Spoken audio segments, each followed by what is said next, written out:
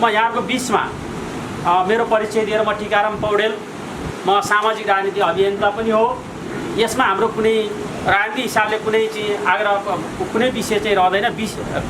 विशेष गरी यो नदी दिवस सञ्चालन गर्नको निमित्त मलाई साथीहरूको सहमति तपाईँ सञ्चालन गर्नुहोस् भन्ने चाहिँ भन्नुभयो। त्यही अनुरूप चाहिँ म कार्यक्रम सञ्चालन गर्न गइरहेको चाहिँ छु। यस कार्यक्रमको दुईटा संस्था, एउटा सार्वजनिक बौद्धिक मञ्च र आशा अभियानको संयुक्त आयोजनामा यो कार्यक्रम हुन गइरहेको चाहिँ छ। यस कार्यक्रमको अध्यक्षताकरण गरिदिनुको निमित्त आशा अभियानका अभियन्ता आदरणीय साहित्यिक व्यक्तित्व धनप्रसाद तामाङज्यूलाई कार्यक्रमको अध्यक्षता गरिदिनुको निमित्त विनम्रता साथ अनुरोध गर्न चाहन्छु। यसै गरी आसन ग्रहणको निम्ति म यसै क्षेत्रका नागरिक अगुवा, नागरिक समाजका अध्यक्ष जो साबिक निडलपोखरी पोखरा महानगरपालिका वार्ड नम्बर 21 का नागरिक समाजका अध्यक्ष आदरणीय उदय रायमाझीज्यूलाई आसन ग्रहणको निमित्त म विनम्र साथ अनुरोध गर्न चाहन्छु। त्यसै गरी यो दोबिल्ला घाट व्यवस्थापन समितिका अध्यक्ष एवं सामाजिक व्यक्तित्व आदरणीय भरत रायमाझीज्यूलाई आसन ग्रहणको निमित्त म विनम्र साथ अनुरोध गर्न चाहन्छु। त्यसै गरी दोबिल्ला टोल विकास संस्थाका अध्यक्ष एवं सामाजिक व्यक्तित्व आदरणीय गौतम गिरीज्यूलाई चाहिँ म आसन ग्रहणको निमित्त म विनम्र साथ अनुरोध गर्न चाहन्छु। त्यसै गरी नेपाल हाइकर्स हाइकिङका अध्यक्ष सामाजिक व्यक्तित्व आदरणीय प्रवीण तुलाचन्दज्यूलाई चाहिँ म आसन ग्रहणको निमित्त हार्दिक अनुरोध गर्न चाहन्छु। हामी यो सेती नदीको चाहिँ दोबिल्ला घाटमा हामी चाहिँ छौँ।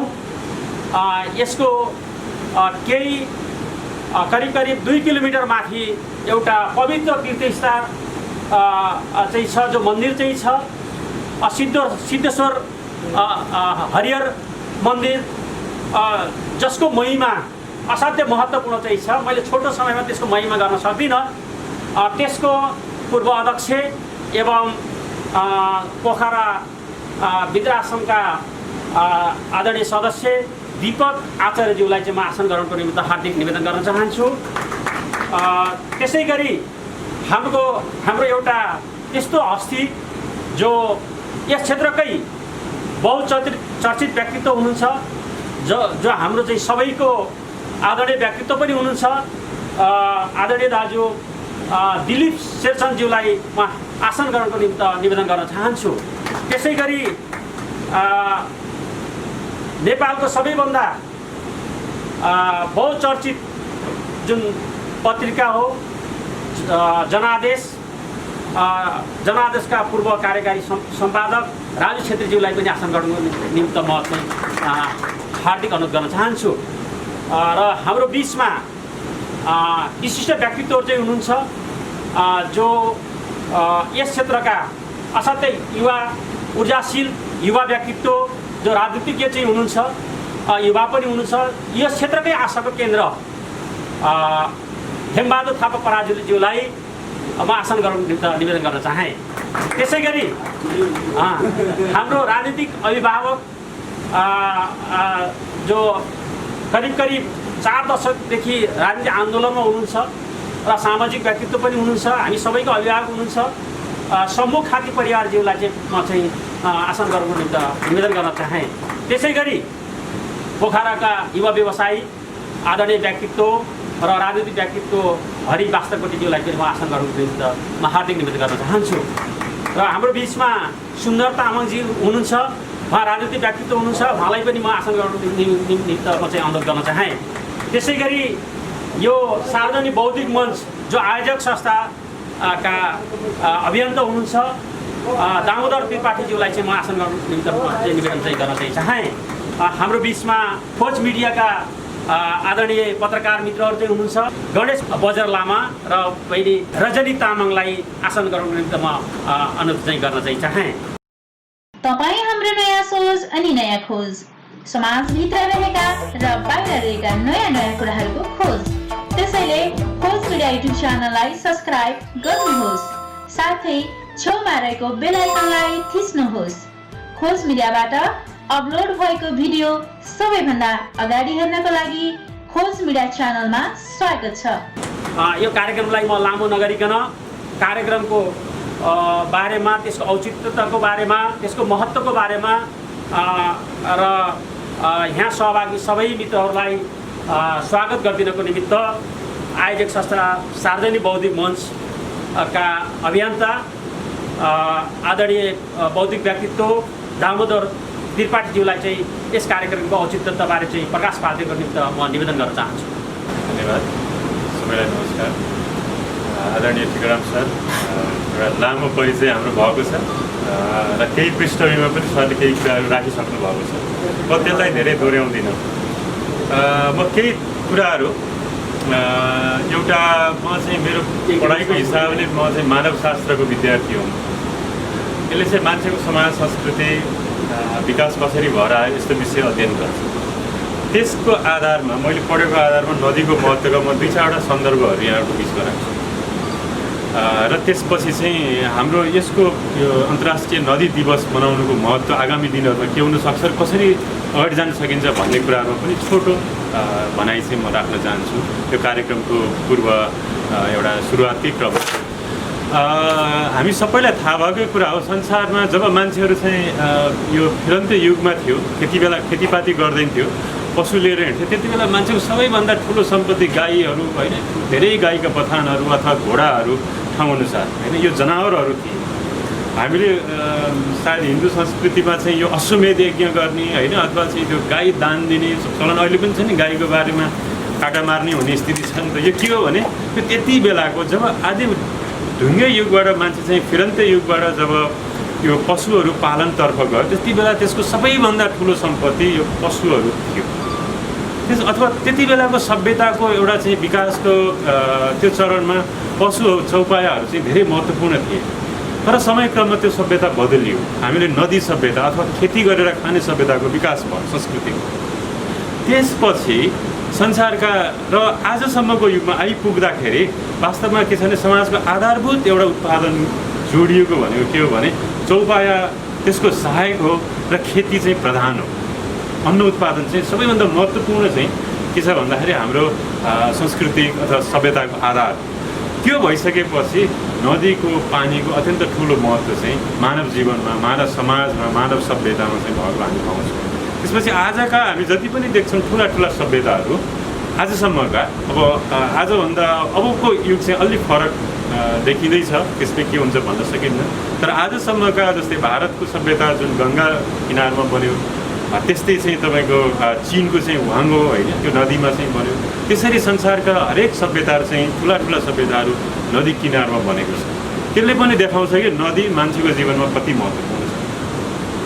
र अबको युग भनेको चाहिँ सभ्यताहरू जस्तै नदी किनारमा छैन। जस्तै हामी सुन्छौँ अमेरिकाको सिलिकन भ्याली, त्यो चाहिँ अबको सभ्यताको केन्द्र। त्यस्तै इन्डियाको बेङ्गलोर सम्भवतः सभ्यताको नयाँ केन्द्र हुनसक्छ। त्यसरी एउटा सभ्यताले नयाँ मोड लिँदैछ। हामी अब कता जान्छौँ भन्न सकिन्न। तर आजसम्मको मानव सभ्यता र प्रकृतिसँग जुन यो जोडिएको हाम्रो अनन्याश्रित सम्बन्ध छ, त्यसमा नदी एउटा चाहिँ के हो भने हाम्रो चाहिँ जीवनको धमनी हो अथवा पृथ्वीको धमनी हो भनेर पनि वैज्ञानिकहरूले भनेका छन्। अथवा यो एउटा लाइफ लाइन हो, जीवन रेखा नै हो नदी भनेको। र अब पोखराको सन्दर्भमा र खास गरी चाहिँ सेती नदीको कुरा गर्दाखेरि 10-12 वर्ष अगाडि, सायद अझै अगाडि होला, यो मलाई एउटा सम्झना छ। हाम्रो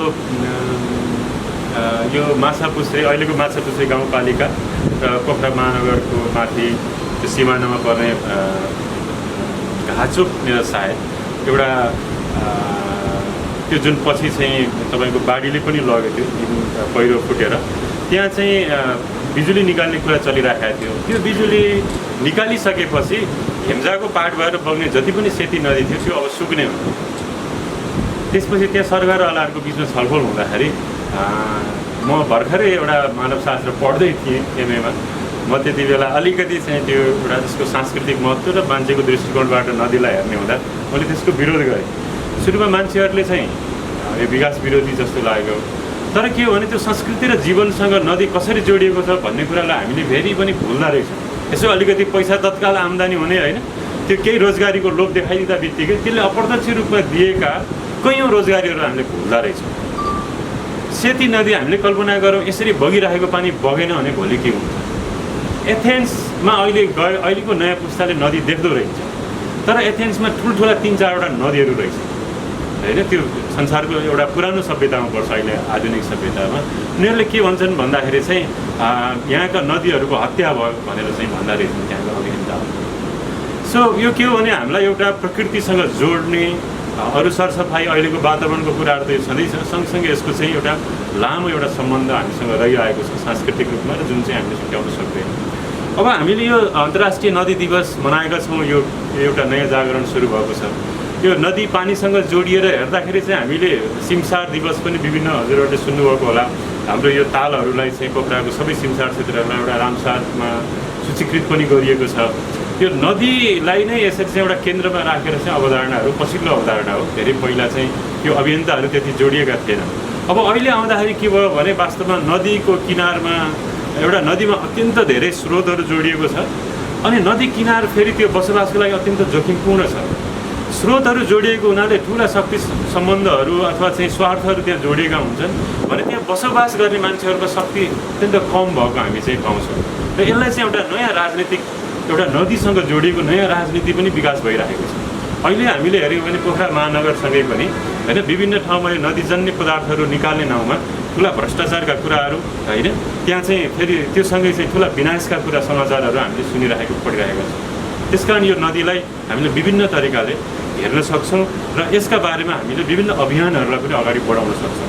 र अबको मलाई लाग्छ अब आउने दिनहरूमा हामीले यो अन्तर्राष्ट्रिय इन्टरनेसनल वाटर डे, यद्यपि यो अङ्ग्रेजी नाममा अलिकति फरक पर्छ जस्तो लाग्छ, वाटर्स डे मनाइरहँदाखेरि चाहिँ हामीले के भने अब आउँदा दिनहरूमा हामीले यसलाई चाहिँ अलि व्यापक गरेर विभिन्न स्थानीय र केन्द्रीय सरकारहरू समेत मिलेर यसलाई चाहिँ एउटा राष्ट्रव्यापी नै हामीले बनाउनु पर्ने हुन्छ। र नेपाल भनेको त नदी नै नदीको देश हो, नदीविहीन नेपाल कल्पनै गर्न सकिँदैन। तर अहिले जसरी हामीले नदीलाई अत्याधिक दोहन गरेका छौँ र यसको महत्त्वलाई हामीले कम आगेका छौँ, यसले हाम्रो लागि यो एउटा के भने काल बनेर चाहिँ देखिरहेको छ होइन। यो एउटा ठुलो राजनीतिक एउटा चाहिँ शक्ति सम्बन्धको एउटा चाहिँ आधार बनेको छ। अर्कोतिर चाहिँ आम मान्छेहरू खास गरी चाहिँ सीमान्तकृत समुदायहरूको चाहिँ एउटा जीवनमा ठुलो चुनौती बने चाहिँ नदीहरू आएको छ होइन। त्यस कारण चाहिँ यसलाई हामीले चाहिँ ध्यानमा राखेर भोलिका दिनहरूमा हामीले योजनाहरू बनाऊँ, कार्यक्रमहरू बनाऊँ र ठुलो काम गर्न हामी सकिँदैन। आफ्नो एउटा स्रोत साधन मानवीय हाम्रो क्षमताले जति सकिन्छ केही कन्क्रिट रूपमा संरक्षणका कामहरू अधिकारका कामहरू नदीसँग जोडेर हामीले आगामी दिनहरूमा चाहिँ बढाउन सक्छौँ। मैले यही कुरा यहाँहरूको बिचमा राख्दै यहाँहरू सबैलाई यो बसाइ हामी थोरै छौँ, अघि सरले भने जस्तो एकदमै गुणात्मक बसाइ र विशिष्ट ठाउँमा हामी आज जुन कार्यक्रम गर्दैछौँ यहाँहरू आइदिनु भएकोमा म पुनः यो सार्वजनिक बौद्धिक मन र आशा अभियानको तर्फबाट हार्दिक स्वागत गर्दै मेरो भनाइ राख्छु। धन्यवाद। असाध्यै सारगर्भित मन्तव्य राख्नुभयो। हाम्रो हिन्दू परम्परा अनुसार हिन्दू धर्मअनुसार जललाई नदीलाई देवीको रूपमा पनि हामी पवित्र देवीको रूपमा हामीले चाहिँ नि मान्ने प्रचलन चाहिँ छ। यो असाध्यै महत्त्वपूर्ण कुरा चाहिँ छ र त्यसको सँगसँगै बौद्धिक व्यक्तित्व वैज्ञानिकहरूले त्यसको महत्त्वको बारेमा असाध्यै सारगर्भित ढङ्गले त्यसको व्याख्या गर्नुभएको चाहिँ छ। पक्कै पनि यसको चाहिँ महत्त्व चाहिँ असाध्यै राम्रो चाहिँ छ। यसपछि केही भनाइहरू राखिनको निमित्त नागरिक अगुवा नागरिक समाजका अध्यक्ष निरुद्धरी पोखरा महानगरपालिका वार्ड नम्बर 21 का आदरणीय व्यक्तित्व उदय रायमाझीज्यूलाई आफ्ना केही भनाइहरू राखिदिनको निमित्त म अनुरोध गर्न चाहन्छु। विशेषतः अन्तर्राष्ट्रिय नदी दिवस भन्ने जुन विषय छ यो मेरो लागि एउटा नौलो विषय हो। यस सम्बन्धमा पूर्ववक्ता साथीहरूले धेरै महत्त्वपूर्ण अभिव्यक्तिहरू दिइसक्नु भएको छ। हाम्रो सेती नदीको किनारमा यसको महत्त्वलाई बुझेर नदीको महत्त्व एउटा धार्मिक स्थल यो सम्बन्धमा पनि यहाँहरूले पूर्ववक्ता साथीहरूले यसको इम्पोर्टेन्सको सम्बन्धमा विचारहरू राखिसक्नु भएको छ र 21 पोखरा 21 अन्तर्गत यो सञ्चालन भएको छ। हाम्रो यहाँ जुन एउटा स्थल छ तपाईँको वृक्षारोपण स्थल छ, यहाँ सबैहरूलाई अवगत भएकै कुरा हो कि धेरै अगाडिदेखि यहाँ दाह संस्कारको लागि स्याङ्जाबाट निर्मल पोखरी अथवा कृष्टि वडा नम्बर 21 अन्तर्गत मात्र नभएर वडा नम्बर 17बाट समेत यहाँ दाह संस्कार गर्ने कार्यक्रम गरिएको छ र यसको यो महत्त्व जुन छ एउटा धार्मिक स्थल हो। परापूर्वकालदेखि जुन हाम्रो संस्कार चलिआएको छ त्यो संस्कारलाई कसरी स्थायित्व दिने यो पवित्र स्थलको किनारमा र यसको लागि यो अन्तर्राष्ट्रिय नदी दिवस छ। आयोजक वर्ग हुनुहुन्छ जस्तो सार्वजनिक बौद्धिक मन आशा अभियान यो कार्यक्रम यहाँ नदीको किनारमा सञ्चालन भएको छ। पवित्र स्थलमा यो सराहनीय विषय हो। योभन्दा पनि महत्त्वपूर्ण हामी के अनुरोध गर्छौँ भने यहाँ यसको जगेर्ना अथवा यसलाई स्थायित्व दिन भविष्यमा गएर यसको लोप नहोस् यी कुराहरू यहाँ व्यक्त भइसकेका छन्। यो दिवस मात्र बनाएर यसको औचित्यता पूर्ण हुँदैन। यसको भिजन के छ, यसको स्पेसिफिक अब्जेक्टिभ के छ, यसलाई परिपूर्ण गर्नुपर्छ जस्तो मलाई लागेको छ। धन्यवाद आदरणीय व्यक्तित्व उदय रायमाझीज्यू। आज हामी यो रिभर यो सेती गङ्गाकै किनारमा किन चाहिँ छौँ त यसको असाध्य सार्वजनिक महत्त्व चाहिँ छ। सङ्ख्याको हिसाबले हामी थोरै चाहिँ छौँ। हामीले यही प्रोग्राम पोखराको सिब्लेढुङ्गा महेन्द्रपुलमा कुनै पार्टी प्यालेसमा गरेको भए धेरै बौद्धिक मान्छेहरू चाहिँ त्यहाँ आउँथे, थुप्रै मिडियाहरू चाहिँ त्यहाँ आउँथे, यसको प्रचार चाहिँ ठुलो चाहिँ हुन्थ्यो, धेरै मान्छेहरूको बिचमा पुग्थ्यो होला। तर हामी चाहिँ मुख्यतः यही ठाउँमै नै आएर चाहिँ गर्नको मुख्य उद्देश्य के हो भने यहाँको लोकल इस्यु, यहाँका समस्याहरू चाहिँ के हो, यी समस्या र सँगसँगै नदीको महत्त्वको बारेमा स्थानीय स्तरदेखि विश्व स्तरसम्म यसलाई चाहिँ विश्वव्यापी रूपमै वर्ल्ड वाइज रूपमा चाहिँ लिएर जाने एउटा चाहिँ माध्यम बन्न सकोस् भन्ने हेतुले चाहिँ हामी चाहिँ यो ठाउँमा चाहिँ आएको कुरा चाहिँ हो भन्ने मलाई लाग्दछ। अझ थप रूपमा यहाँका लोकल इस्युहरूको बारेमा, लोकल समस्याहरूको बारेमा हाम्रो यहाँ चाहिँ असाध्यै बौद्धिक व्यक्तित्व चाहिँ हुनुहुन्छ। उहाँ चाहिँ दोबिला घाटको व्यवस्थापन समितिको अध्यक्ष पनि हुनुहुन्छ। आदरणीय भरत रायमाझीज्यूलाई लोकल इस्युहरूको बारेमा र नदीको महत्त्वको बारेमा चाहिँ आफ्ना भनाइहरू सार्वजनिक भनाइ राख्नको निमित्त म विनम्र साथ अनुरोध गर्न चाहन्छु। सबैजनालाई नमस्कार। यस कार्यक्रमका सभापति र सबै उपस्थित गण्यमान्य व्यक्तित्वहरू, विशिष्ट व्यक्तित्वहरू, अब आज यो विश्व अन्तर्राष्ट्रिय नदी दिवस भनेर हामीले मनाउन गइरहेका छौँ। यो नदी दिवस र सभ्यता संस्कार एउटै पूरक हुन्छ जस्तो लाग्छ मेरो विचारमा। नदी रहेनौँ भने हामी कोही पनि रहेनौँ। अहिले देख्दा हामीले यो नदी भनेर जुन यसको नदी भनेर व्याख्या गरेछौँ नि, यो नदी यति प्रदूषित भइसकेको छ। म यहाँ कुनै पनि मान्छेहरूको दाह संस्कार गर्ने बेलामा आउँछु, म योमा मुख धुन मलाई भनौँ न आफ्नो उसबाट मनले मान्दैन, यो प्रदूषित भएको भएर। अब यसलाई प्रदूषित कसरी गरियो भन्ने कुरा जस्तो कि यही नजिकै पोखरा महानगरपालिकाकै के भन्छ संरक्षणमा यहाँ हजारौँ लाखौँ बङ्गुरहरू पालिएको छ यो ठाउँमा। यसलाई कहीँ गएर नि यो सुनवाई हुनेवाला छैन। हामीले अहिले नदी दिवस भनेको त नदीलाई संरक्षण गर्ने र नदीको जे हो त्यो नेचुरल्ली हिसाबले छोड्ने किसिमको हाम्रो एजेन्डा हो। योमा अब अरू कुराहरू पनि होला यसमा जोडिएको, जस्तै कि नदीका दोहनहरूका। हुन त यो नदी दोहन पनि अब अर्को विकराल रूप छ। महेन्द्रपुलका ढलहरू कति पऱ्यो, यो सबै डाइरेक्ट यहाँमा मिसाइएको छ। अब यो सम्बन्धित निकायमा कसले भन्ने के गर्ने र यहीँको समस्या त अब यो अहिलेसम्म नदी र प्राकृतिक संरक्षणको लागि अब हामीले यहाँ केही वातावरण संरक्षणको भनेको हामीले केही बिरुवा सिरुवाहरू रोपेछौँ। हामीले पनि यहाँ फोहोर गर्न हुन्न भन्ने अर्थमा हजुरहरूमध्ये कसैले हामी त्यहाँ नगरपालिकामा जाँदा नगरपालिकाले यहाँ बच्चालाई राख्ने एउटा योजना ल्याएको थियो। यो बच्चाले यहाँ राख्न पाएन भनेर हामीसँग उहाँहरूको एग्नेस जस्तो एकदम एमपी छ। हामी गएर माग्यो भने चाहिँ हामीले त यो त्यो साना साना फोहोरहरूलाई पनि व्यवस्थापन गर्न सकिन्छ कि त्यसो बरु त्यो डस्टबिनहरू उपलब्ध गराइदिनु कसै हजुरहरूको पहलबाट केही सहयोग हुन्थ्यो कि म त त्यो पनि अपेक्षा गर्दछु। हामी गयो कि उहाँहरूले त्यो एक त वैधानिक भर्नु के भन्नु भनेर उहाँहरूले हामीलाई चाहिँ फलो हाम्रो कुरालाई एक्सेप्ट गर्नु हुँदैन होइन। त्यो भएर बरु यसो डस्टबिन यसैको संरक्षण डस्टबिन भनेको यसलाई फोहोर नफाल्ने किसिमको एउटा यही प्लास्टिकहरू अहिले धेरै किसिमको भइरहेको छ। यो हाम्रो घाट हो। अब हजुरहरूले भन्दा दोबिल्ला घाट संरक्षण भने के संरक्षण गरेछौ त भने जस्तो आफ्नो कुनै एउटा यो बनाइयो। अब बिस्तारै यहाँ अर्को टोइलेट पनि यहाँ बनाउनु। अब अहिलेको भनौँ न दाह संस्कारको क्रममा 150-200 मान्छे आयो भने अराउन्ड 50% मान्छेले टोइलेट गर्नु जरुरी हुन्छ। 2.5-3 घन्टाको पिरियडमा गर्छ नै। त्यसको लागि यहाँ कुनै व्यवस्था छैन। नगरपालिकाका थिमहरू त सरकारका उद्देश्य उहाँहरूले ऐतिहासिक काम गर्नुभयो। पोखरा महानगरपालिकालाई खुला दिशा पिसाब मुक्त गर्नुभयो, एउटा टोइलेट कहीँ बनाएको देखाएको छैन। मैले अब हाँसोको विषय हुन्छ। अब स्वच्छ सुन्दर हराभरा पोखरा छ उहाँहरूको थिम। अब के हो त्यो भनेको अब हजुर हामी सबै एक भएर गरौँ, स्पष्टीकरण माग्दा होला, उहाँहरूले दिनु होला, त्यसको सूचना केही त होला। अब त्यो कतै कुनै व्यवस्थितै नगरी त्यो थिम मात्रै हो कि अब कति के गर्नुभएको छ, म त त्यसको केही पाएको छैन। र यसलाई सब बताउनु सबको दायित्व हो, कर्तव्य हो भन्दै मेरो 2 शब्द ठुलो। म यो मात्रै विज्ञ पनि होइन, त्यति थाहा पनि छैन। मैले थाहा भएको यस्तो कुराहरू यो बताउनु पर्छ भन्ने मान्यता मेरो पनि हो। यो नदी र सभ्यता, संस्कार र मानव चाहिँ एउटै एकअर्काका पुरा पनि यति भन्दै मेरो 2 शब्द टुङ्गाउँछु। धन्यवाद आदरणीय दाजु भरत रायमाझीज्यू। उहाँले असाध्यै सह्लेसित असाध्यै सारगर्भित विषय राख्नु भएको चाहिँ छ। हामीले राज्यका केही मान्छेहरू जो चाहिँ जनप्रतिनिधिहरूलाई चाहिँ हामीले चाहिँ आह्वान गरेका थियौँ। उहाँहरूले चाहिँ यसलाई खासै इन्ट्रेस्ट चाहिँ राख्नु भएन। यसको महत्त्व सायद उहाँले कति बुझ्नु कति बुझ्नु भएन हामीलाई थाहा छैन।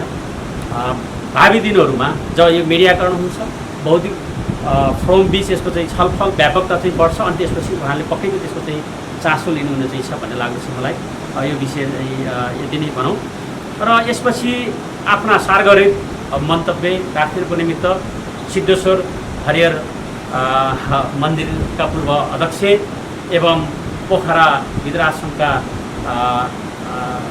सञ्चालक समितिका सदस्य, वरिष्ठ सदस्य एवं यस क्षेत्रकै सामाजिक व्यक्तित्व, युवा व्यक्तित्व, उहाँले हरेक इस्युहरू जस्तो चाहिँ महानगरपालिकाभित्र भएको चाहिँ नि जो अनियमता चाहिँ छ त्यसलाई चाहिँ दृढताका साथ उहाँले चाहिँ विषयवस्तु उठान गरिरहनु भएको चाहिँ छ। र त्यसको सँगसँगै उहाँ गण्डकी प्रदेशकै चाहिँ उहाँ चाहिँ सूचना अभियन्ताका अध्यक्ष चाहिँ हुनुहुन्छ। उहाँले चाहिँ आफ्ना यस क्षेत्रकै बारेमा विषयवस्तु चाहिँ राख्नुको निमित्त र कतिपय धार्मिक विषयसँग चाहिँ यसको चाहिँ नदीको विषय रहेको चाहिँ छ, त्यसलाई पनि राख्नुको निमित्त। सबैलाई नमस्कार। नाम दीपक आचार्य। म हिन्दू परिषद नेपाल कास्की जिल्ला इन्चार्ज पनि हो। त्यस अर्थमा पनि मैले यो सेती गण्डकीको महत्त्व भनिरहनु पर्दाखेरि प्रारब्ध कालमा मृत आत्माहरू, तपाईँको प्रेत आत्माहरूलाई मुक्तिको कुनै उपाय नभएपछि ऋषिले नै भगवान् शिवको तपस्या गरेर यो गण्डकी यहाँबाट यहाँ ल्याइएको भन्ने कुरा तपाईँको सबै थाहा छ। यसले नै के देखाउँछ भन्दा अहिलेसम्म पृथ्वीमा त्यति बेला रहेका सबै गण्डकीमध्ये सेती गण्डकी कति उत्तम रहेछ। र यहाँ तपाईँको सामान्य दाह संस्कार गर्ने कुराले पनि प्रेत आत्मा र मृत आत्माहरूले मुक्ति पाउने हुँदा सेती गण्डकीको महत्त्वबारे यो विषयले नै तपाईँ हामी सबैलाई याद जोड्छ। र कास्की जिल्लामै पहिलोपटक अन्तर्राष्ट्रिय नदी दिवस यही सेती गण्डकीको तीरमा मनाइनुले पनि हामी यो उद्देश्य एउटा सकारात्मक सोचका साथ र यो पुण्यभूमिबाट बादशाह ऋषिको पुण्यभूमि सिद्ध पुरुष रहेको पारिपट्टि सिद्ध पुरुष दार्शनिक भूमिको ठाउँ हो। यो पुण्यभूमिबाट हामी यो अभियान सुरु गर्दैछौँ। पक्कै अब यसले दिने सन्देश सकारात्मक जान्छ। यो छिटै हामी एउटा अवस्थामा पुग्छौँ भन्ने चाहिँ मलाई लाग्छ। सेती गण्डकीको महत्त्वको विषयमा अहिले हामीले कुरा गऱ्यौँ भने हरेक विषयको आयु हुन्छ भन्छ। किन सेती गण्डकी यति महत्त्वपूर्ण छ? अन्य नदीको बारेमा त महन्त अब अग्रजहरूले नै तपाईँले भनिहाल्नुभयो होला। जस्तो राहुलजीका बुकहरू हामीले पढ्यौँ भने हामी मानव सभ्यताको विकास के कसरी भयो, नदीका सभ्यताको कुराहरू पनि हामी त्यहाँ बुझ्न पाउँछौँ, पढ्न पाउँछौँ। त्यस्तै गण्डकी महात्म्य भन्ने किताबहरू तपाईँले पढ्नुभयो भने हामी त्यहाँ गण्डकीको महत्त्वको बारेमा बुझ्छौँ। गण्डकीको महत्त्व बुझ्नुपर्दा काली गण्डकी बाहेक अन्य कुनै पनि नदीहरू धार्मिक हिसाबले अहिले जुन अवस्थामा त्यो अवस्थामा छैन। उनीहरूको आयु सक्यो भन्छौँ हामी चाहिँ। 5000 वर्ष मात्रै थियो अन्य नदीहरूको आयु, अन्य तीर्थस्थलको आयु चाहिँ 5000 वर्ष थियो। र 5000 वर्ष अहिले हामी सकिसकेको हुँदा एउटा काली गण्डकी मात्रै अहिले पुण्यभूमिको रूपमा अहिले नेपालमा छ। त्यसपछि सेती गण्डकी चाहिँ सदा सर्वदा रहन्छ भन्छ। यसमा के हुन्छ, अरू पानी र सेती गण्डकी पानी र काली गण्डकी पानी अहिले तपाईँले हेर्नुभयो भने काली गण्डकीमा 3 प्रकारका ब्याक्टेरिया हुन्छन् जो हाम्रो शरीरलाई आवश्यक पर्ने ब्याक्टेरिया हो। कि तपाईँ त्यहाँ नुहाउँदा मात्रै पनि त्यो ब्याक्टेरिया हाम्रो शरीरको छालाबाट भित्र छिरेर हाम्रा रोगसँग लड्ने प्रतिरोधात्मक क्षमतामा ती ब्याक्टेरिया लड्ने कारणले गर्दा हामी ती तीर्थस्थल नुहाउँदा चाहिँ हाम्रो रोग निको हुने कारण त्यो हो। सेती गण्डकीमा चाहिँ 5 प्रकारका ब्याक्टेरिया हुन्छ भनिन्छ, जसले गर्दा र यो सेती गण्डकी हुने ब्याक्टेरियाहरूको अवस्था चाहिँ के भनिन्छ भन्दा एउटा अवस्था हरेक अवस्था जाँदा करिब 21 करोडवटा जुन ब्याक्टेरिया छ भन्छौँ हामी अन्य ब्याक्टेरियाहरू, त्यो ब्याक्टेरियालाई निर्मूल पार्न सक्ने गरी यसको विभिन्न अवस्थामा चाहिँ विभिन्न ब्याक्टेरिया, यो 5 प्रकार ब्याक्टेरिया नि त्यो एन्टी ब्याक्टेरियाको काम चाहिँ गर्छ। त्यो मध्ये सबैभन्दा पुण्य रूपमा कहाँ गर्छ भन्दाखेरि सरले भने जस्तो सिद्धेश्वर हरिहर मन्दिर जानु तपाईँ त्यो घाटमा चाहिँ त्यो 5 प्रकार ब्याक्टेरिया सबै हिसाबले चाहिँ त्यो पूर्ण बेसको हुने हुँदा त्यहाँ नहुँदा चाहिँ अरू करिब 3 करोडवटा तीर्थस्थलमा नुहाए बराबरको पुण्यता चाहिँ त्यहाँ पाइन्छ भन्ने चाहिँ एक हिसाबले यो धार्मिक मान्यता र धार्मिक विश्वास पनि छ। यो चाहिँ वैज्ञानिक हिसाबले पनि यो चाहिँ फेरि पुष्टि र चाहिँ प्रमाणित भइसकेको कुरा नि यो पानीमा हुने ब्याक्टेरियाको है, मैले चाहिँ त्यो गर्ने ब्याक्टेरिया चाहिँ त्यस हिसाबले पनि यसको महत्त्व विशेष प्रकारको रहेको कुरा म तपाईँलाई अवगत गराउँदै यहाँ हामी अहिले नुहाउने कुरा त सम्भवै छैन किन सरले भने जस्तो र बिचमा हाम्रो पानीको जुन बहाव घट्न दिनुहुन्थेन। अहिले तपाईँले बगर भन्दा थोरै चाहिँ हेम्जाबाट जुन पानी डाइभर्ट भएको छ त्यसले गर्दा यो कति हाम्रो सूर्यको कति किरण र पानीको कति बहावमा चाहिँ त्यो ब्याक्टेरिया चाहिँ व्यस्त हुने भन्ने एउटा वैज्ञानिक एउटा प्राकृतिक विज्ञानको एउटा नियम थियो। त्यो बिचबिचमा पानी डाइभर्ट गरिदिनाले चाहिँ त्यो ब्याक्टेरियाहरू त्यो हिसाबले चाहिँ पूर्ण रूपमा व्यस्त हुन सकिरहेको अवस्था छैन। त्यस कारणले विभिन्न ठाउँबाट पानीलाई डाइभर्ट गरिदिने कुरा, पानी घटाइदिने कुरा, पानी अन्त लैदिने कुराले पनि कति ठाउँमा हामी जसरी तीर्थ रूपमा आएर हिजो गण्डकी नुहाउँदाखेरि जुन खालको तपाईँ स्वस्थता पाउनुहुन्थ्यो आज त स्वस्थता पाउन नसक्नुको पछाडिको कारण पनि के हो भन्दा पानी डाइभर्ट हुनु र ती ब्याक्टेरियाहरू पूर्ण व्यस्त हुन नसकेको अवस्था हो। तसर्थ हामी अब एउटा अवस्था पनि सोचिरहेको थियौँ कि कमसेकम यहाँबाट हेम्जासम्म र हेम्जाको पनि केसम्म त पानी चाहिँ जति यहाँबाट गएको त्यति पानी पछि यहीँ छोड्ने भन्ने चाहिँ थियो। तर अहिले पानी यहाँ छोडिरहेको अवस्था छैन, त्यताबाट चाहिँ विजयपुर गइरहेको छ पानी चाहिँ। त्यो पानी हामी पुनः यहीँ फर्काउनु चाहिँ पर्छ। त्यो फर्कायो भने हाम्रा यी तीर्थस्थलहरू जुन अहिले हामीले यो घाट बनाउँदैछौँ यहाँ आएर हामी किन नुहाउँछौँ होइन, तपाईँको चाहिँ लास जलाइसकेपछि किन नुहाउँछौँ, हरेक कुराहरू यसको हरेक कुराहरू विज्ञानसँग सम्बन्धित छ। र अहिलेको अवस्था भनेको मान्छेले हिजोको पुराण भनेर चाहिँ मान्छे बुझ्दैन, विज्ञानसँग जोडेर यो कारणले हाम्रो हिजोका अवस्था यी हिसाबले वैज्ञानिक भन्ने हामीले बुझाउन सक्यौँ भने मात्रै अब युवा अवस्थाले बुझ्ने अवस्था छ। त्यसैले म चाहिँ अन्य धार्मिक व्यक्तित्वहरू के भन्छ भन्दा अब हामी पुराणको रटाउन छोडौँ कि त्यहाँ भएका विषयलाई विज्ञानसँग जोडेर तपाईँले व्याख्या गर्न जहिलेसम्म सक्नुहुन्न तहिलेसम्म हाम्रो अब धर्म, हाम्रो संस्कार, हाम्रो संस्कृति अब रक्षा हुन सक्ने अवस्था छैन भन्ने म पटक भनिएको छु। अब हामीले अन्तर्राष्ट्रिय नदी दिवस बनाइरहँदा पनि नदी किन आवश्यक छ, यो नदीले हाम्रो जनजीवनलाई एउटा साइक्लिङ हिसाबले नदीको पानी असर गर्दा हामीलाई पनि कुन साइक्लिङ हिसाबले हामीलाई असर गर्छ भन्ने कुरा हामीले प्रत्यक्ष बुझिने गरी जहिलेसम्म हामी भन्न सक्दैनौँ तहिलेसम्म फेरि यो नदीको महत्त्व हामी पनि फेरि अरू मान्छेलाई बुझाउन सक्दैनौँ। त्यस कारणले नदी फोहोर हुँदा, नदी विनाश हुँदा र नदी यसरी गहिरिएर जाँदा हाम्रा भूगोलमा कति असर गर्छ, यसले ल्यान्डस्लाइडहरू के कसरी हुन्छन्, यसको हाम्रो असर वातावरण असर कति हुन्छ भन्ने कुरा हामीले अब वैज्ञानिक हिसाबले सबैलाई बुझाउन आवश्यक छ। यति भन्दै बिदा हुन्छ। अन्त्य चरणमा चाहिँ छौँ। यद्यपि यो क्षेत्रको हाइकिङका अध्यक्ष प्रवीण तुलाचनज्यूलाई हाइकिङको महत्त्वबारे त्यसको सम्बन्ध नदीसँग कसरी जोडिएको चाहिँ छ यो विषय राख्नको निमित्त म चाहिँ प्रवीण तुलाचनज्यूलाई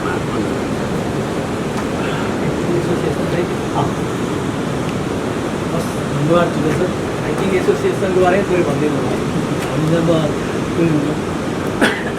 आजको यस कार्यक्रमका आयोजक सार्वजनिक बौद्धिक मञ्च अध्यक्ष तथा आशा अभियानका अध्यक्ष, यहाँ उपस्थित सम्पूर्ण महानुभाव, सायद वरिष्ठ पत्रकार राजु छेत्री सर तथा पर्यटन व्यवसायी, मैले फेरि उहाँलाई पर्यटन व्यवसायी पनि जोड्दैछु, र हाम्रो टिकाराम पौडेल सर लगायत यहाँ भरत सर सबै सम्पूर्णलाई हार्दिक आभार व्यक्त गर्छु। नमस्कार। अन्तर्राष्ट्रिय नदी दिवस आज नदी सम्बन्धी अब यति हामी विज्ञ त होइन, म विज्ञ त होइन कि नदी सम्बन्धी अनुसन्धान गरिएको होइन, तर सानैदेखि सुन्दै आएको एउटा धार्मिक होइन सांस्कृतिक र पर्यटनसित मैले हरेक कुरालाई जोडेर हेर्छु। अनि नदी पनि एउटा पर्यटन टुरिज्मसित जोडेको हुन्छ, किनकि हामी हाइकिङ अथवा ट्रेकिङ जाँदा पनि बिचबिचमा नदी नाला खोल्साहरू होइन भेटिन्छ। त्यसको अब हामीले भिडियोहरू गर्छ, त्यसको पानी अब हातमुख धुन्छ, त्यहाँ हामी सफा सुग्घर हुन्छ। त्यस कारणले त्यसले एउटा हामीलाई ऊर्जा पनि नयाँ ऊर्जा दिन्छ। त्यस कारणले नदीको महत्त्व छ। दोस्रो कुरो मैले सुरुदेखि सुनिँदै आएको गङ्गाजी, यो सेती नदी भन्दा पनि गङ्गाजी भनिएको छ यसलाई। अनि ढुङ्गेसँगको मेला लाग्ने बेलामा यहाँ हजारौँ तीर्थालुहरू त्यसमा बिहान 4-5 बजेदेखि स्नान ग्रहण गरेपछि बल्ल उनीहरूले पूजापाठ गर्छ, रातभरि जागरण बस्ने अनि बिहान त्यो गङ्गाजीमा नुहाउने। यति पवित्र हो। म जब पोखरा आएपछि मैले वडा नम्बर 17 मा मैले देख्यो, म त स्वर्गमै आयो। किनकि गङ्गा भनेको एउटा गङ्गा नदी हो। हामी बनारस इन्डियामा घुम्ने बेलामा हामी गङ्गा नदी कता कता इन्डिया हो यस्तो नदी, अब मेरो घर अगाडि नै गङ्गा नदी बग्दैछ, तर मलाई महत्त्व थाहा छैन भनेपछि मैले यसो सोच्यो। अनि मैले एकचोटि म यति अवलोकनको लागि आउँदा मैले धार्मिक क्षेत्रकै व्यक्तिहरूबाट सेतीमा फोहोर फालेको देखेँ। त्यो भिडियो पनि मैले फेसबुकमा हालेको, टिकटकमा पनि बनाएर हालेको। पुजारीहरूले फोहोर फालेको थियो प्लास्टिकहरू, यहीँकै त्यो धार्मिक केही नाम हाम्रो 17 को। अनि त्यो पुजारीहरूले फालेपछि मैले उनीहरूले रोक्यो, अनि रोकेपछि त फालिहाले रहेछ। मैले यसो सोचेँ के सोच गर्ने, अब त्यो पुजारीहरूले आफै विकृति फैलाउँदैछ, आफै जुन ठाउँको स्थानीयहरूले आफै गर्दैछ। अब ढलहरू त्यही सेतीमा मिसाएछ, नदीमै मिसाएछ, फोहोरहरू सबै। त्यस कारणले अब हामी बोली र व्यवहारमा धेरै फरक पर्छ। हामी भाषण गर्दैमा सबै कुरा राम्रो हुन्छ भन्ने छैन। तर आज मलाई के खुसी लाग्यो, यो कार्यक्रम पनि एउटा ठुलो महत्त्वको कुरा हो। किनकि आयोजकले यति सेन्सिटिभ भएर यो ठाउँमा यो कार्यक्रम राखेको नदीको छेउमा, यो मलाई एकदम खुसी लागेको छ। र म आयोजकलाई के भन्छु, यो संस्था कहाँ यसको सदस्य कसरी लिने, म आजको मितिदेखि यसमा जुडेर अभियान चाल्छु। र म माता जति मेरो साथीहरू छ 15-20 जनाको टोली छ, म सबैलाई यसमा आबद्ध गराउन चाहन्छु। र म यो प्रतिबद्ध जनाउन चाहन्छु कि नदी बचाओ अभियानमा म पनि आबद्ध हुन चाहन्छु। यहाँ को हुनुहुन्छ यसमा लिडरसिप होइन, मलाई पनि यसमा समावेश गराउनु होला। र म आफ्नो हृदयदेखि भन्छु कि नदी बचाउनुपर्छ। नदीसित हाम्रो धेरै आशाहरू जुडेछ। र हामी पर्यटक होइन, अब टुरिज्मको कुरा गर्दा पर्यटकलाई पनि यो ठाउँमा हामी लिएर अवलोकन गराउँदा हामीलाई गर्व महसुस हुन्छ। नयाँ नयाँ गन्तव्यहरू देखाउँछ। सधैँ त्यही डेभिस फल देखाइरहेका छौँ, एउटै चिज फेवाताल देखाएर हामी डलर कमाइरहेका छौँ क्या। तर यतातिर पर्यटक आउनै दिन्न लेक साइडका मान्छेहरूले क्या। मैले हमेसा अभियान चलाएको, मैले पर्यटन प्रबन्धन समिति बनाएको 17 मा, तर मलाई काम गर्नु दिएन। यो हिरो हुने भयो, यसले मधुगडाको विकास गर्ने भयो, यता टुरिस्ट लगिदिने भयो, हाम्रो सुख छ भनेर मलाई लेक साइडबाटै मलाई षड्यन्त्र गरेर त्यो समितिबाट मलाई डिस्पोज गर्यो होइन। अब नाम नभनौँ, नाम पनि थाहा छ होइन। त्यस्ता व्यक्तिहरू आए, तर मेरो घर थिएन। यो सिटी बनाउँदैमा, टुरिस्ट यहाँ ल्याउँदैमा मेरो होटल चल्दैन। म सिर्फ सर्वहारा हो। मैले हमेसा सोचेछु म मार्फत यदि कसैको 2-4 पैसा बिक्री हुन्छ, कोही ठाउँको विकास हुन्छ भने त म गर्छु होइन। खुट्टा तान्नेले तान्छ, तर तानिएको हो होइन। अब यसमा भन्नुपर्दा आएको बजेट पनि खाएको, म आफू पनि कलम चलाउँछु। मेरो एकदम नोकिलो र चोटिलो प्रहार हुन्छ मेरो हमेसा हेर्नु। त्यस कारणले म पार्टी राजनीतिबाट पनि म पछाडि परेछु। म त अहिले केन्द्रीय सदस्य हुने मान्छे हो, राजु सर थाहा छ। म डिसिएम हुने बेलामा माओवादी छोडेको थियो, मैले दिएको सदस्य मान्छे अहिले आसन ग्रहण मञ्चमा गर्छ होइन। मलाई कस्तो लाग्छ, तर त्यो राजनीतिक कुरा आज छोडौँ। यो सबभन्दा राम्रो मलाई यो लाग्यो। आज विश्वास सरलाई फेरि म धन्यवाद दिन चाहन्छु। तपाईँले यस्तो कार्यक्रम मलाई सम्झिनु भयो, मलाई एकदम हृदयदेखि खुसी लागेको छ। किन म टुरिज्म र यो यस्तो कुरा सामाजिक काममा म एकदम अग्रपन्थीमै आउँछु होइन, गर्नु मन लाग्छ। बस धन्यवाद। र हाइकिङको बारे भन्छु। अब हाइकिङको यो एउटा मैले कल्पना यसो कोरेको थिएँ फेसबुकबाटै। एउटा हाइकिङ किन मान्छे तनावमा छ, कसैलाई घरैसी तनाव, कसैले ऋणको तनाव। अहिले त झन् मान्छे तनाव बिना बाँच्नै सकेको छैन वर्तमानमा। यस्तो कोही मान्छे छैन जसले भनिदियोस् कि मलाई तनाव छैन, टेन्सन छ। म एक दिन टेन्सनमै सोचिरहेको थिएँ, अनि के गर्ने। अब हाम्रो पासमा एक्सर्साइज गर्ने समय छैन, मर्निङ वाक गर्ने समय छैन, अफिसियल मान्छे यताउता। त मैले यसो सोच्यो एउटा चाहिँ ग्रुप बनाउनु पर्ला, कस्तो होला भनेर म म्यासेन्जरबाट मैले बनाएपछि त मलाई फटाफट रिप्लाई आयो। अनि यस्तो रिप्लाई आयो कि म दङ्गै खाएँ कि लेक साइडको होटल व्यवसायीदेखि लिएर पत्रकारहरूसम्म, ल हजुर हामीलाई लैजाउँ। अब त्यही हाम्रो तारा चापाकै वरिष्ठ पत्रकार अनिसा होइन, गोल्डेन आईको दाइ म पनि जान्छु भनेर उमा आले हजुर उहाँ हिँड्नुभयो 2-3। यस्तो व्यक्तिहरू मसित जुड्यो कि म त अचम्म लागेँ। हावातालमै बनाएको थियो।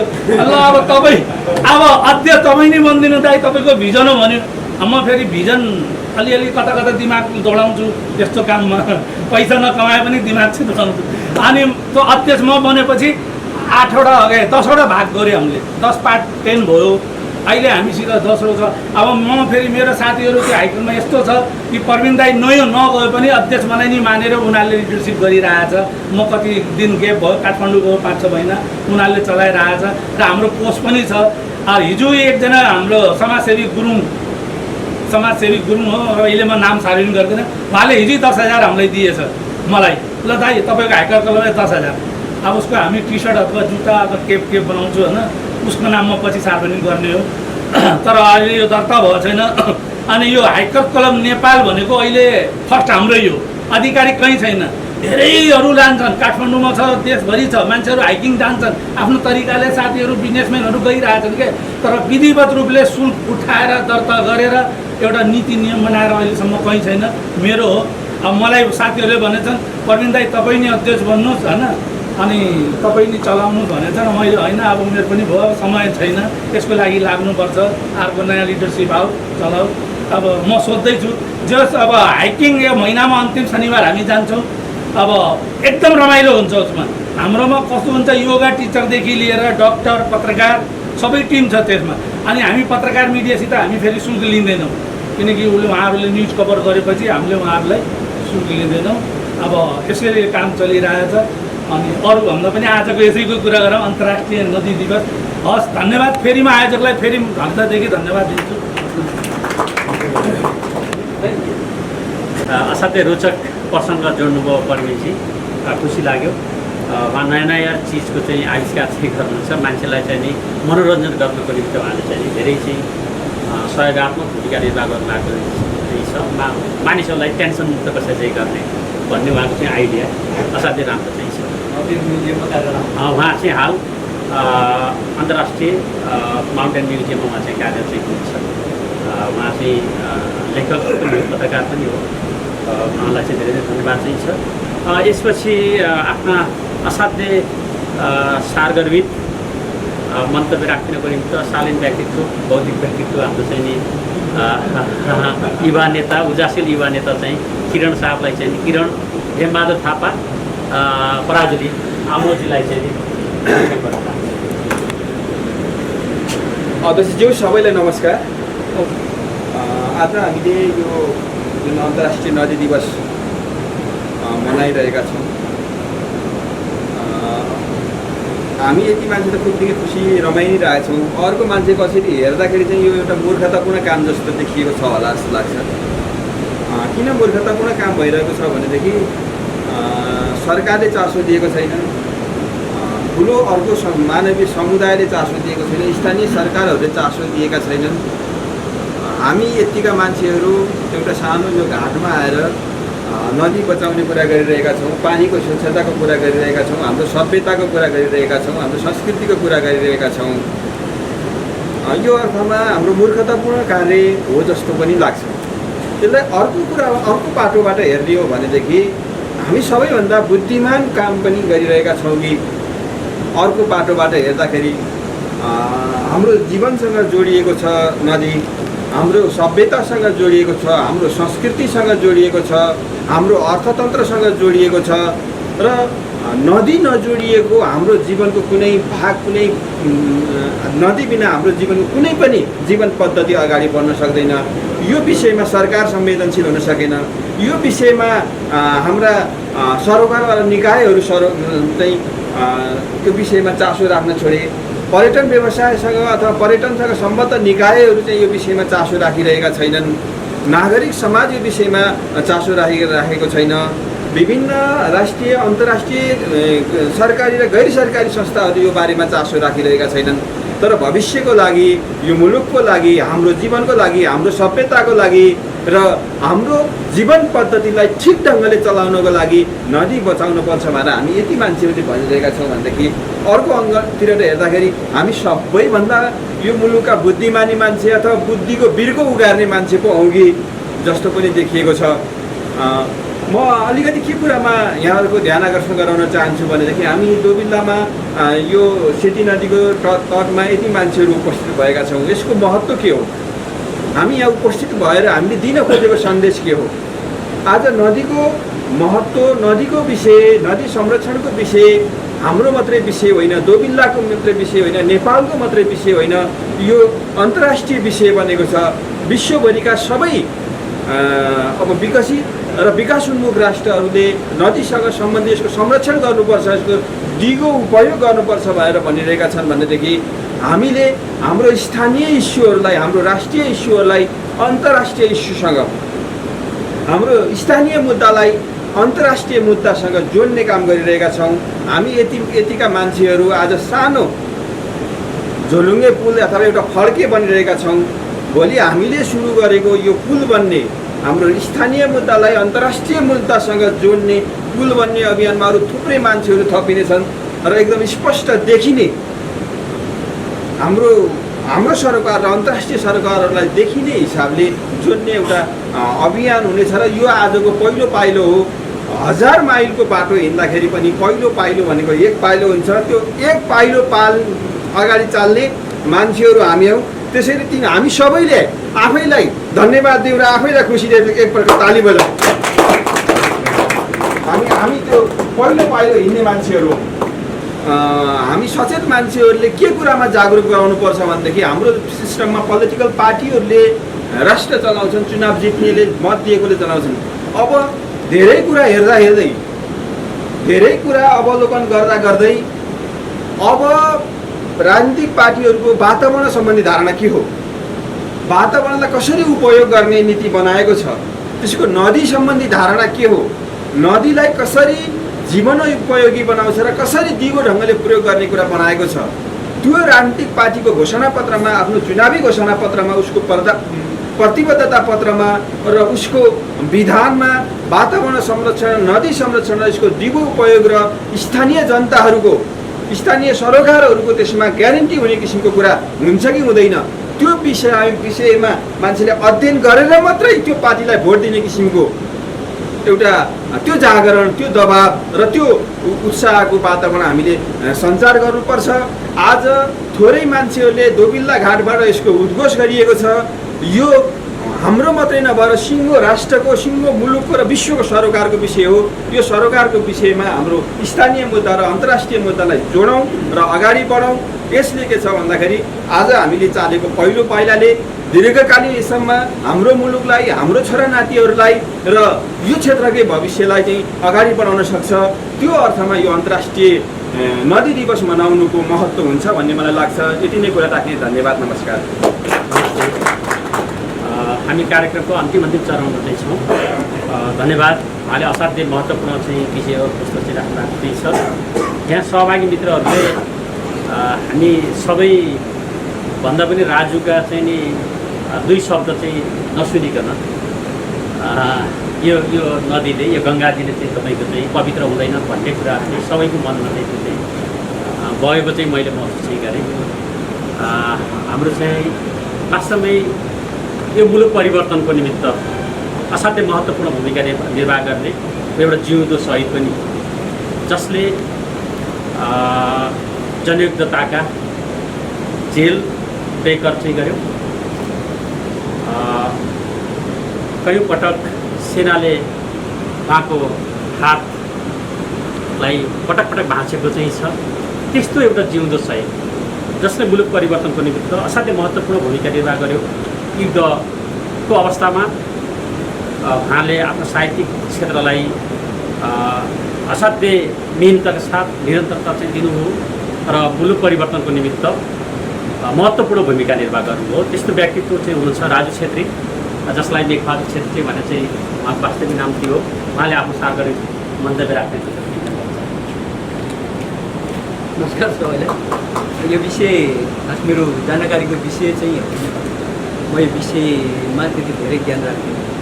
धनप्रसादजी साहित्यिक लामो समयदेखि चाहिँ उहाँले अर्गनाइज गरेको कार्यक्रम भनेर थाहा पाएर म उहाँलाई यहाँ आफ्नो कुरा राख्ने मौका दिएको यसलाई। नदीसँग हामी असाध्य अभिन्न हिसाबले जोडिएका छौँ। म आफूसँग जोडिएका अनुभवहरू स्तुपाभन्दा अलिक पर हाम्रो घर सानोमा म जन्मेको त्यहाँ तल फेवाताल थियो अनि त्यसको चिसोले सबभन्दा दुःख दिने। यो ताल, यो हिमाल नभए हुन्थ्यो जस्तो लाग्थ्यो।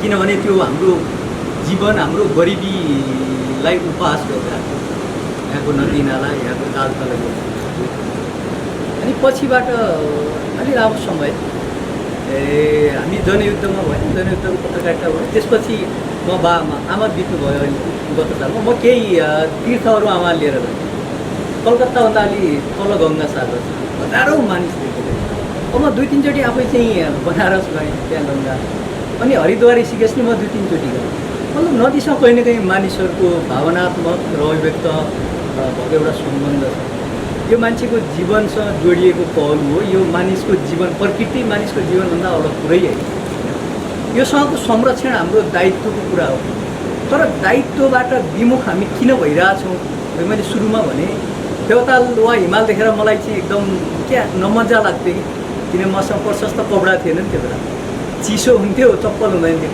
मतलब त्यसको पीडा भोगिरहेको हाम्रो समाज छ नि हाम्रो प्रकृतिमा भएका अनुपम यस्ता खालका विशिष्ट प्राकृतिक सम्पदाहरूसँग हाम्रो जीवनलाई कसरी जोड्ने र विपन्न मानिसहरू मतलब प्रकृतिले अप्ठ्यारोमा पारेका मानिसहरूलाई कसरी हामीले त्यहाँबाट उद्धार गर्ने अहिले पनि नदी छेउमा बसिरहेका थुप्रै मानिसहरू यो वर्ष त थुप्रै मानिसहरू मरेका छन् पहिलो मतलब यसबाट कसरी जोगाउने राज्यको दायित्व हुनुपर्छ राज्यको सरोकार हुनुपर्छ भन्दा त यहाँ विभिन्न सामाजिक व्यक्तित्वहरू हुनुहुन्छ राजनीतिक व्यक्तित्वहरू हुनुहुन्छ यो सामूहिक इस्यु हो यो अमोदजीले भन्नुभयो हामी अब जनयुद्धको कालमा पनि थुप्रै समय तालका वा नदी किनारमा सँगसँगै डुलेको साथी हुनुहुन्थ्यो होइन मतलब राजनीतिक इस्यु यसलाई किन बनाउनुपर्छ भने प्राकृतिक स्रोत साधन केही सम्पन्न मानिसहरूको चाहिँ भोगविलासको वा सम्पत्ति आर्जन गर्ने साधन मात्र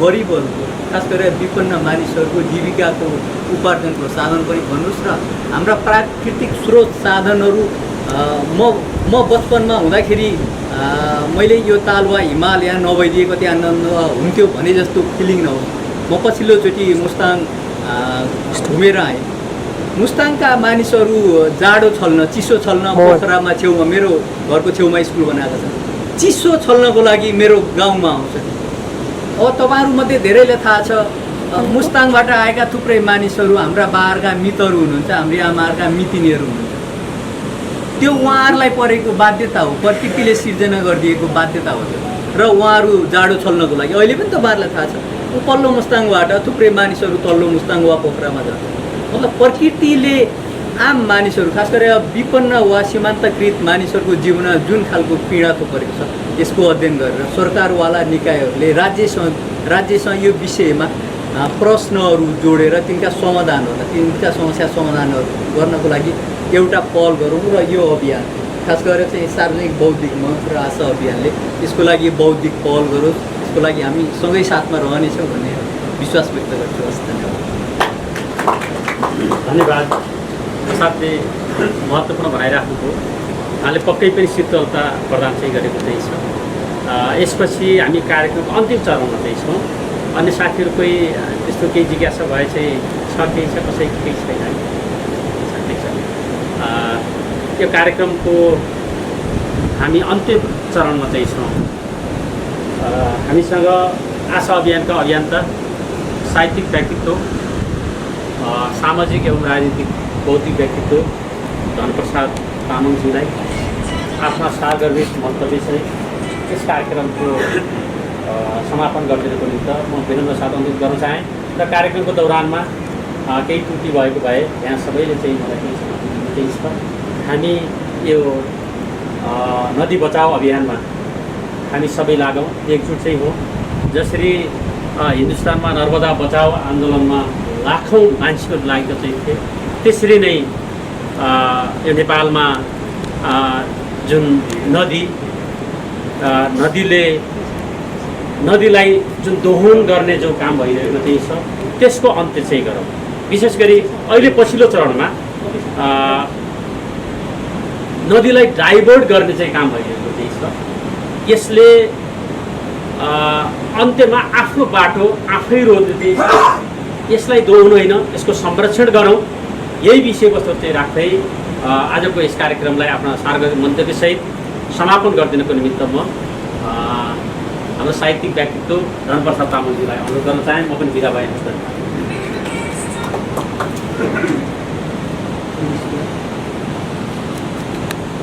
सबैलाई हार्दिक नमन व्यक्त गर्न चाहन्छु। आज हामीले एक पाइला दोबिल्लाबाट सारेका छौँ। अब यो पाइलाले हामीले हाम्रा जीवनका समृद्धिहरूका बालाहरू कसरी लहरिन्छ भन्ने कुरा नागरिक जीवनसँग जोडेर पछिल्ला जीवनहरू हामी पाउनेछौँ, समयमा पाउनेछौँ। र म सबैभन्दा अगाडि के भन्न चाहन्छु भने यो नदी दिवसको बारेमा हाम्रो नेता, हाम्रो सामाजिक व्यक्तित्व अब धेरै विशेषण छ उहाँको। टिकारामजीले त्यसको बारेमा भनिसक्नु भएको छ। अरू साथीहरूले पनि धेरै व्यक्त गर्नुभएको छ।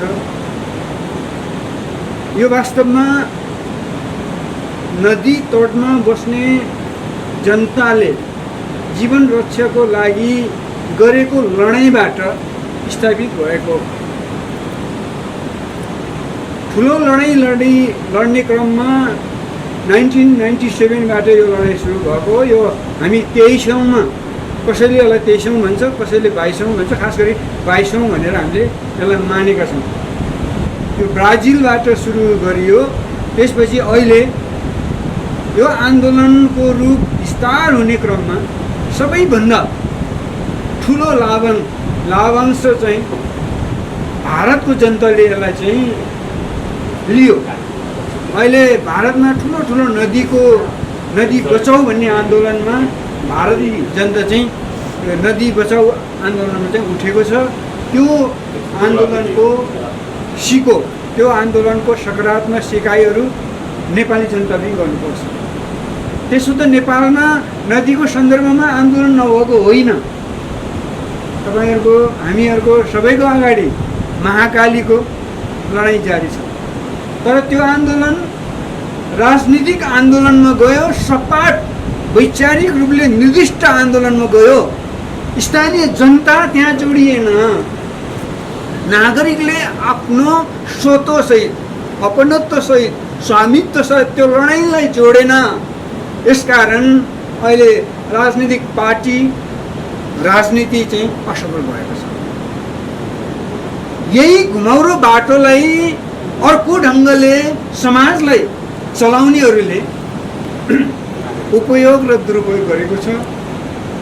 कम्तीमा तपाईँ हामी लोकतान्त्रिक विचार राख्नेहरू, प्रगतिशील चिन्तन राख्ने साथीहरूले यसलाई फरक ढङ्गले बुझ्नुपर्छ र यो जनताको मुद्दालाई ठिक ढङ्गले ठिक ठाउँ पुर्याउनुपर्छ। अघि हाम्रो अगुवा नेतृत्वले नि भनिसक्नु भएको छ। वास्तवमा यो के हो भने थिङ्क ग्लोबल, एक्ट लोकल भन्छ। यो हिजोदेखि चलेको, तर त्यो चाहिँ नारा हो। त्यो नारा चाहिँ अहिले पनि हामी त्यसरी मान्छौँ जसरी महिनाहरूले ब्याद आउनेछ, के अरे चारा छर्नेछ, जाल बिछाउनेछ, खानु हुँदैन, सिद्धिन्छ। त्यो कुरा जस्तै खाँदै जालमा पर्दै, खाँदै अनि मर्दै गर्ने प्रक्रिया हाम्रो छ। अब यस्ता नागरिक तहबाट उठेको आन्दोलनहरूले त्यो कुरा, त्यो नियतिलाई चाहिँ भङ्ग गर्नुपर्छ। नदीको 3टा काम हुन्छ। हामीले भूगोलमा पढ्यौँ। नदीको 3टा चरित्र हुन्छ, हामीले बुझ्नुपर्छ। त्यो भनेको के हो भने सिधा ऊ प्रकृतिसँग जोडिएको छ, सिधा ऊ संस्कृतिसँग जोडिएको छ, सिधा ऊ प्रविधिसँग जोडिएको छ। तर अहिलेको हाम्रो सरोकार, हाम्रो केन्द्र चाहिँ के छ भने प्रविधिसँग जोडिएको छ। मतलब आयातित विकासको मोडलसँग जोडिएको छ। त्यो आयातित विकासको मोडलको पिछा गर्दै जाँदाखेरि अहिले हामीले, अघि म आउँदै एउटा मिठो शब्द भन्नुभयो, त्यो तपाईँ त्यहाँ हिलाउनु नटेक्नुहोस् है। त्यो टेक्नु भनेको चाहिँ अरूलाई नै पोस्नु भनेर यस्तो मिठो त्यहाँनिर मलाई यस्तो राष्ट्रियको भावले जिरिङ्ग पार्यो। त्यो सूक्ष्मतम ढङ्गले त्यो गहिराइका साथ हामी जानुपर्छ आन्दोलनलाई। त्यो ढङ्गले जाने हो भने अघि भने प्रकृति जसको व्याख्या हामीले गर्न जरुरी छैन, संस्कृति जसको व्याख्या गर्न जरुरी छैन, थोरै उहाँले हिन्स दिनुभयो। कसरी हामी धर्मसँग जोडिएका छौँ, कसरी हामी संस्कृतिसँग जोडिएका छौँ भन्ने एउटा सानो हिन्स उहाँले दिनुभएको छ। अहिले नेपालमा नदीहरू पौराणिक हिसाबले जोडिएका सङ्कथन, त्यसका आख्यानहरू थुप्रो छ। जीवन त्यसरी जोडिँदो रहेछ। ठुलो कुरो किन गर्नु पर्यो?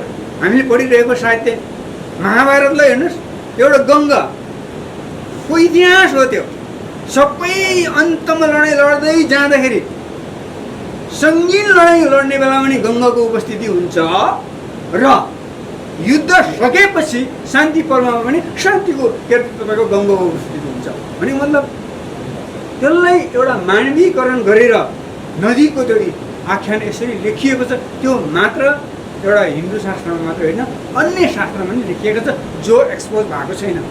मतलब मैले भन्न खोजेको के हो भने प्रकृतिसँग जोडिएको, संस्कृतिसँग जोडिएको र प्रविधिसँग जोडिएका कुराहरूमा यो तिनटै पाटा र तिनटै आयामहरूलाई अब हामी स्थानीय जनता जोडिनुपर्छ। हामी सबैले सुन्दै आएका छौँ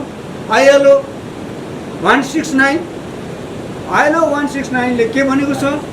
तिनवटा कुरा जोडेको छ। खास गरी बुझ्ने भाषामा दुईवटा शब्द जोडेको छ। प्रकृतिको स्रोत साधनमाथि आदिवासी र स्थानीय जनताको अधिकार हुन्छ, उसलाई प्राथमिकताको अधिकार हुन्छ भनेको छ।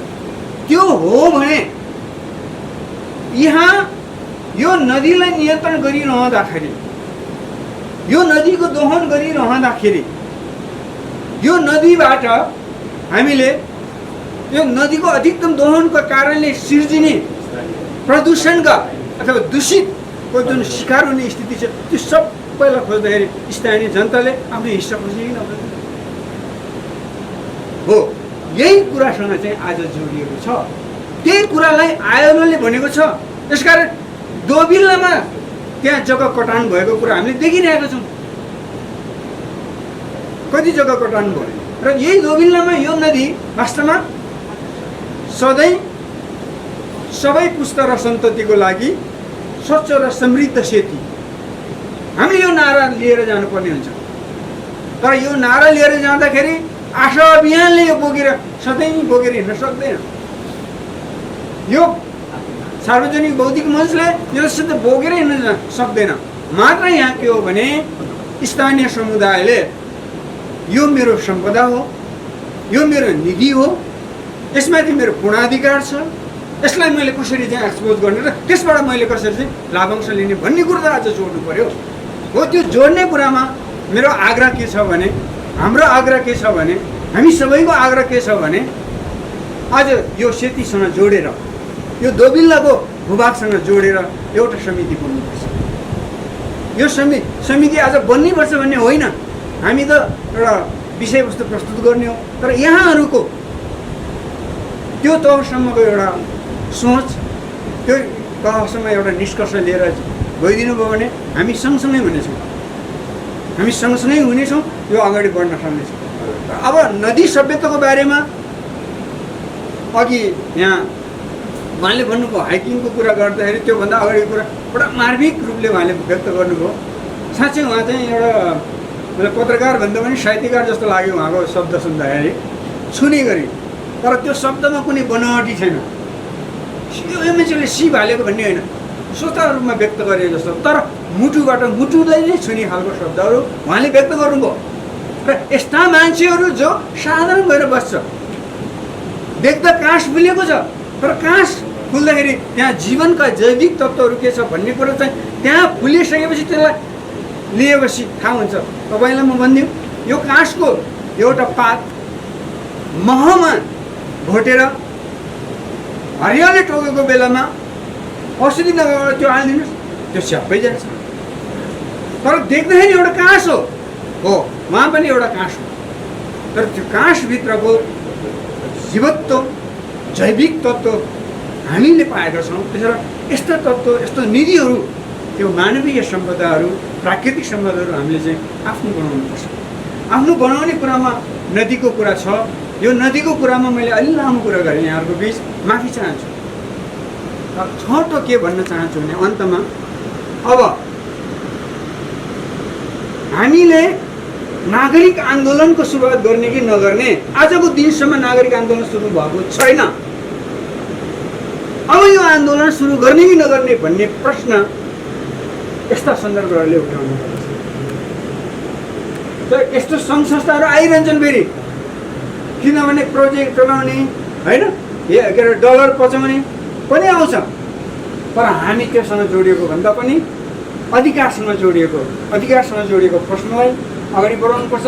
अघि पर्यटनको कुरा आइसक्यो, पर्यटन इको टुरिज्मको कुरा त्यहाँ जोडिनुपर्छ र इको टुरिज्मसँग जोड्दाखेरि नदीको कुरा जोडिन्छ। नदीको कुरा जोड्दाखेरि अघि सिमसारको कुरा आयो हो, नदीको कुरा गर्दाखेरि स्वाभाविकमा जल स्रोत र जल आधार दुईवटा कुरालाई हामीले छुनैपर्छ हो। त्यो जलाधारभित्र सिमसार आउँछ, तर स्रोतको कुरा गर्दाखेरि हामीले तिनवटा कुरालाई बिर्साउनुहुन्न। त्यो भनेको के भने मूल, हिउँ, वर्षा र अर्को थप्यो भने तलब। एउटा चारवटा चाहिँ जलका स्रोतहरू हुन्। यी चारवटा जलका स्रोतहरूसँग जोडिएको भनेको यहाँ तपाईँले लोगोमा देख्नु भएको छ, नदी पनि छ, पहाड पनि छ र त्यो माथिल्लो नक्सा देखाएको छ हात। नदीको यो 22औं विश्व आदिवासी दिवस मनाइरहँदाखेरि हामी चाहिँ के सेलिब्रेसन गरिरहेका छौँ। तर के को सेलिब्रेसन गरिरहेका छौँ भन्दाखेरि यो नदीसँग जोडिएका कुराहरू पनि बचाउनुपर्छ भन्ने जोड्ने। त्यसकारण नदी भन्दाखेरि ताल बिर्सिनुहुन्न, नदी भन्दाखेरि कुवा बिर्सिनुहुन्न, नदी भन्दाखेरि पुलिसलाई बिर्सिनुहुन्न, जरुवालाई बिर्सिनुहुन्न, सिमसारलाई बिर्सिनुहुन्न, जलीय भूभागलाई बिर्सिनुहुँदैन, सँगसँगै वनलाई बिर्सिनुहुन्न। यो त प्रकृतिसँग जोडिएको कुरा। तर मानवीय कुरासँग जोड्दाखेरि आदिवासी जनजाति, रैथाने जनता र स्थानीय समुदायलाई बिर्सनुहुन्न, सँगसँगै कृषकलाई बिर्सनुहुन्न। कृषकसँग एकदम जोडिएको छ। त्यो चाहे पशुपालनबाट जाओस् होइन, लाइफ स्टकबाट जाओस्, चाहे अर्को कृषिको प्रणालीबाट होस्, त्यो एकदम जोडिएको कुरा हुन्। तर तिनसँग जोडिएका प्रश्नको चाहिँ विकासको प्रश्नलाई चाहिँ हामीले निम्टारो गर्नुपर्छ। किनभने हामीले विकासको प्रश्नसँग त्यो जोडेनौँ भने हामी के भने विकास विरोधी हुन्छौँ। निश्चित रूपमा यहाँ के अरे तपाईँको गिटी निकालिरहँदाखेरि खोलाको दुरन्त हुन्छ। तर त्यो गिटी निकाल्नुहुन्न भन्नुभन्दा पनि नदी र नदीसँग जोडिएको जीवन यहाँ चाहिँ नष्ट हुनु नदिए। र अहिले विश्व व्यापक मरुभूमिकरणमा गइरहेको छ, अधिकतम मरुभूमिकरणमा गइरहेको छ। अहिले 72 को भुइँचालोपछि त धेरै गाउँहरू तपाईँको कुवा सुक्ने, ताल धासिने, तपाईँको चाहिँ सिमसारहरू जरुवाहरू सब सुक्ने यस्तो अवस्था पुगेको छ। र क्लाइमेट चेन्ज आइरहेको छ। र वनसँगै जोडिएर जलवायुको कुरा गर्नु हामी त्यहाँसम्म पुग्नुपर्छ। त्यो सबैलाई खिचेर ल्याउँदाखेरि अन्तर्राष्ट्रिय कानुन हो आयोग भनेको। त्यसकारण आज स्थानीय जनताले मुद्दा त्यहाँ हालै पनि लाउन सक्छ। तर हामी अहिले नागरिक पार्टीहरूको वैचारिक दाम्लोले बाँधिएका छौँ। आज हामी नागरिकहरू कर्पोरेटरहरूको कम्पनीका के अरे त्यो पैसामा काम गर्ने मान्छेमा हामी परिणत भएका छौँ। र स्थानीय निकाय भनेको अहिले के भएको छ भने कर्पोरेट कम्पनीका एजेन्ट बनेका छन्। मैले यो किन भने एउटा नागरिक तहमा रहेर नागरिकको एउटा किताबाट मैले बोलिरहेको छु। आज सङ्घीयता आएको छ, प्रदेश बनेको छ, स्थानीय सरकार बनेको छ, तर आज ती सबै कर्पोरेटहरूको एजेन्ट बनेका छन्। त्यहाँ ती कर्पोरेटका एजेन्टहरूले स्थानीय जनताको सेवा गर्दैन। त्यसकारण स्थानीय जनता अगाडिनुपर्छ। त्यहाँ विकासका 3टा मोडलमा स्थानीय जनताले विकास गर्ने मोडललाई अगाडि लानुपर्छ। यो गर्नका लागि हामी एक्लै हुनु हुँदैन, हामी सामूहिक रूपमा जानुपर्छ। त्यसकारण यहाँ वडा नम्बर 21 को मात्रै होइन, वडा नम्बर 17 पनि जोडिन आउँछ र अरू के अरे वडा पनि 33 पनि जोडिन आउँछ, अनि वडा नम्बर 14 पनि जोडिन आउँछ। अब अलिकति माथि गएपछि 15 पनि जोडिन्छ। त्यसो हो भने यो सबैवटाले कम्तीमा यो दोबिल्लाबाट त्यो राम्रो कुराको सुरुवात होस्। नत्र बिहान कुरा गरिएको थियो हाम्रो ज्येष्ठ, मैले चाहिँ ज्येष्ठ नागरिक पनि भने, अब वरिष्ठ व्यक्तित्वले पनि भन्नुभयो, धेरै संस्थाहरू आए गए, हामी त्यो चाहन, हामी एकपल्ट आइसी बिर्सिने कार्यक्रम हुन चाहन। त्यसकारण यहाँको त्यो एउटा टिम बन्यो भने, त्यसमा हामी जोड्यौँ भने नबिर्सिने कार्यक्रम बन्नेछ, यो निरन्तर हुनेछ। त्यो निरन्तरको कामना गर्दै त्यो आज त्यो प्रतिबद्ध होस् भन्ने कामना गर्दै आजको कार्यक्रममा जो आउनुभयो, महत्त्वपूर्ण विचारहरू राख्नुभयो, महत्त्वपूर्ण सहयोगहरू गर्नुभएको छ र यो सहयोगलाई अध्यावधिक राख्दै अगाडि बढाउन सकौँ, त्योलाई हाम्रो राष्ट्रिय जीवनमा रूपान्तरण गर्न सकौँ, यति भन्दै मेरो आफ्नो भनाइहरू खस्रमी खसरो कुरालाई यति नै राख्दै कार्यक्रम यहीँ नै बिट मारेको, तर फोटो खिच्न बाँकी छ। बिदा हुन्छु। हस्, धन्यवाद।